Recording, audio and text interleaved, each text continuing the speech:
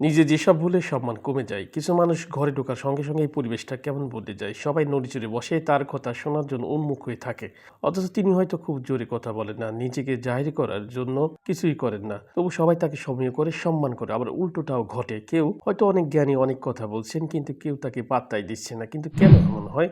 সম্মান কি জোর করে আদায় করা যায়? মনোবিজ্ঞা বলছে এমন 10টি সূক্ষ্ম আচরণের কথা, যা এড়িয়ে চললে আপনিও হতে পারেন সবার শ্রদ্ধার পাত্র। এক, তড়িঘড়ি করে কথা বলা। অনেক সময় উত্তেজনা বা নার্ভাসনেসের কারণে আমরা খুব দ্রুত কথা বলি। মনে হয় যেন কেউ আমাদের তাড়া করছে। এতে শ্রোতার কাছে মনে হয় আপনি নিজের কথার উপর নিজের ভরসা পাচ্ছেন না। তাই ধীরে কথা বলুন। শব্দ বেছে নিতে সময় নিন। সময় নিয়ে শান্তভাবে কথা বললে মানুষ অবচেতনভাবেই ধরে নেয় আপনার কথার ওজন আছে। 2, মনোযোগের অভাব। কারো সঙ্গে সামনাসামনি কথা বলছেন, অথচ আপনার চোখ মুঠোফোনে। ভাবছেন এতে আপনাকে খুব ব্যস্ত বা কুল দেখাচ্ছে। মনের ভুলেও এই কাজ করা উচিত নয়। এতে শিশুদের মতো অপরিণত মনে হয়। আপনি যার সঙ্গে কথা বলছেন তাকে গুরুত্ব না দেওয়া মানে পরোক্ষভাবে নিজেকেই ছোট করা। যার সঙ্গে কথা বলছেন পুরোপুরি তার সঙ্গে থাকুন, চোখের দিকে তাকিয়ে কথা বলুন। 3, জিউদুর স্বভাব। কেউ কিছু বললো আর আপনি সঙ্গে সঙ্গে মাথা নেড়ে সায় দিলেন। দ্বিমত থাকলেও ভয় কিছু বলছেন না। সব কথায় হ্যাঁ হ্যাঁ, ঠিক ঠিক বলছেন, এমন মানুষকে কেউ মনে রাখে না। এতে নিজস্বতা ফিকে হয়ে যায়। সবার সাথে কথায় একমত হতে হবে এমন কোনো কথা নেই। ভদ্রভাবে দ্বিমত করতে শিখুন। নিজস্ব মতামতই আপনাকে অন্যদের চেয়ে আলাদা করবে। কথার মাঝে কথা বলা। অনেকেই আছে, কেউ কথা বলছে, আপনি হুট করে তার কথার মধ্যে একটা কথা বলে ফেললেন। এটি চরম বিরক্তকর একটি অভ্যাস। এতে বোঝা যায় আপনি নিজের কথা নিয়ে খুব নিরাপত্তাহীনতায় ভুগছেন এবং নিজের পক্ষে প্রমাণ করার জন্য মারিয়া হয়ে আছেন।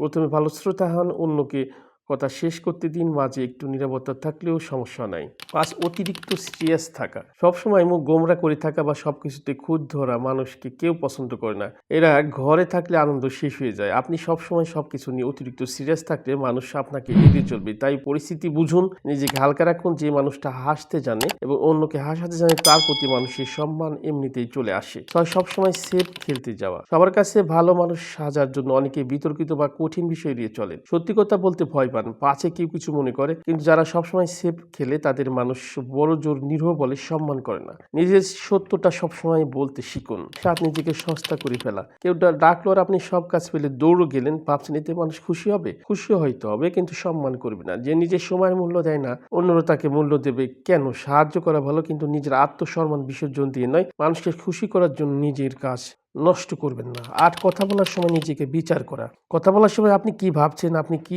ঠিক বললাম, আমাকে কি বোকা লাগছে, ওরা কি আমাকে পছন্দ করছে? যদি এমন হয় তাহলে আপনি কতক্ষণে আপনি আটকে আছেন নিজের মস্তিষ্কের ভিতরে। এই অতিরিক্ত সচেতনতা আপনার স্বাভাবিকতা নষ্ট করে দেয়।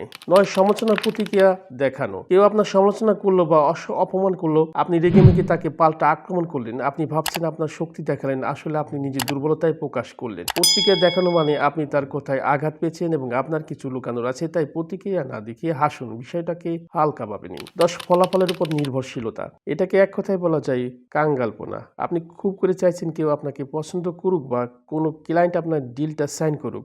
এই যে চাই চাই ভাব, এটা আপনার আচরণে ফুটে উঠে। মানুষ খুব সহজেই এটা আহাকার টের পায় এবং পিছিয়ে যায়। ফলের আশা ছাড়ুন। আপনি আপনার সেরাটা দিন, তারপর ভুলে যান।